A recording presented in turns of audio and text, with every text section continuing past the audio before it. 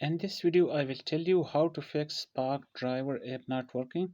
So please watch the full video. So let's get started.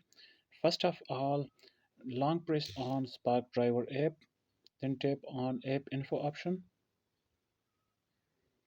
and then tap on Storage and Cache option on the third number, and then tap on Clear Cache, and after that tap on Clear Storage, and then OK.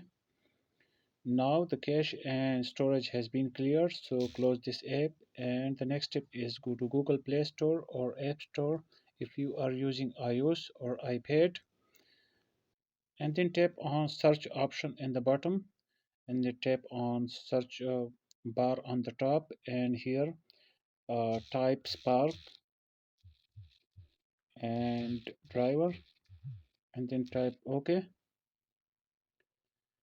Now here you can see Spark driver apps. So here you will also see the update button option.